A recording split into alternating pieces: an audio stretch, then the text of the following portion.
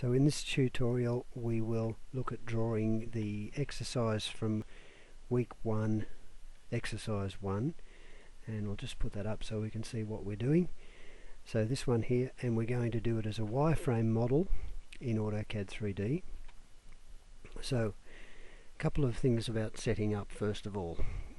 We've opened up in the ribbon interface, and you'll notice that it has the 3D modeling workspace up the top here. Now if you've been drawing in 2D, you might be working in drafting annotation if you're using the ribbon interface for 2D, or you might have been working in the classic interface.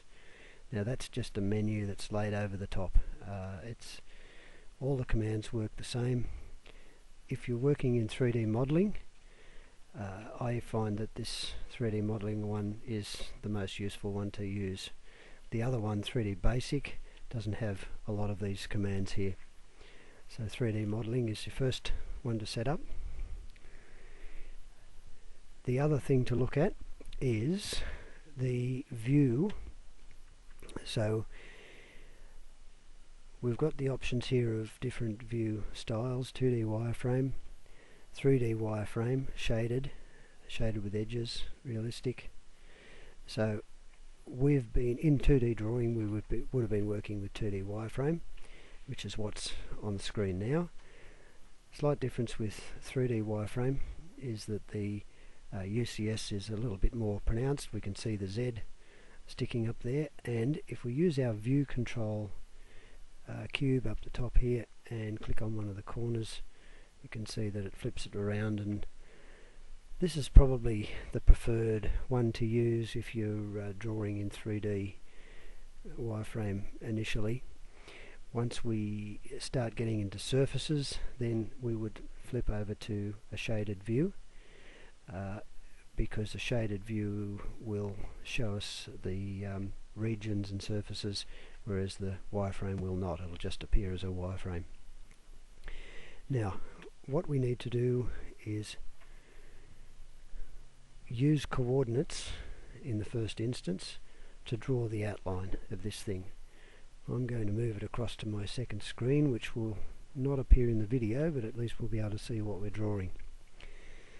So we just use the line command, and I'm going to start at 0, 0, so we'll give it an absolute reference to start.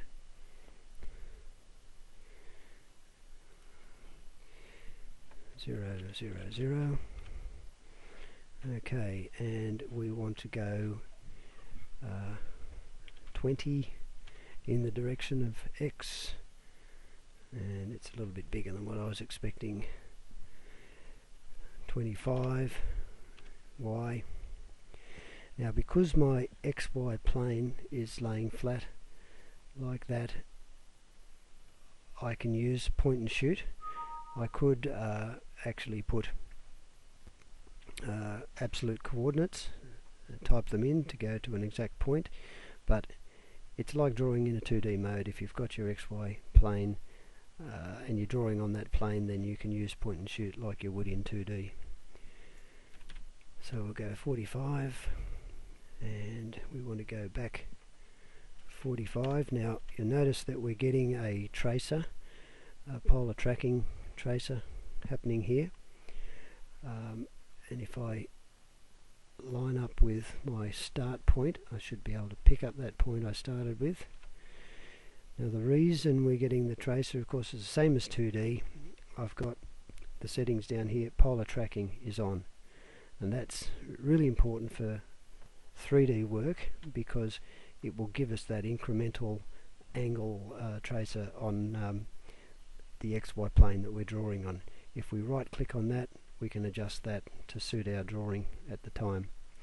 The other ones that are on here, we've got object snap, we have object snap tracking, and this is a bit of a trap, this one. Allow, disallow, dynamic DNS. I usually have that turned off. That means that we have to put the @ sign in if we are giving a coordinate relative to the position that we're on. Okay, so we've drawn so far the base of this thing. Now we can't use offset very effectively in 3D, but we can copy. So what I could do here is use the copy command, and let's just select some of these lines, enter, and it's a bit of a trap in the videos because you have to click into the screen to bring it into focus. I'll have to do that again. We'll copy these lines here, and then we can give it a displacement of 20, and that will follow the z-axis quite happily. Then we can start filling in the gaps. Line drawing once again, pressing the enter key twice to get a repeat of the last command.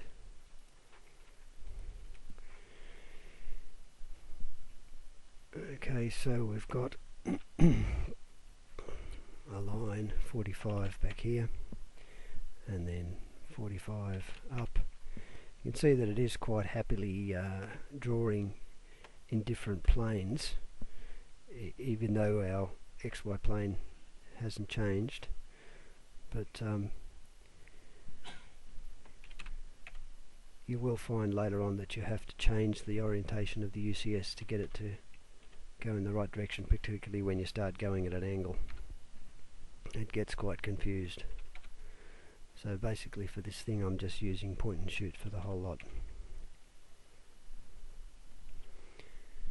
Now I want to go up from the bottom here, so just using as much geometry as I can. 45.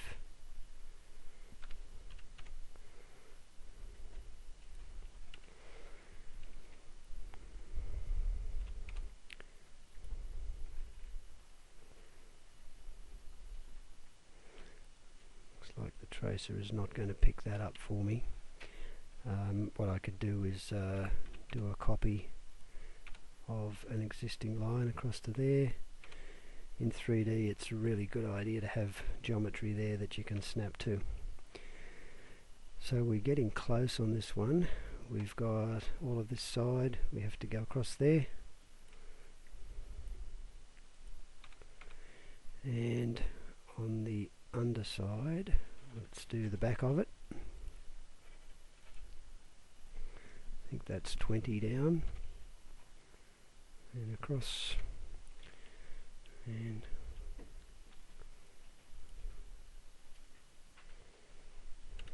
might just come up from the bottom here. It was 45.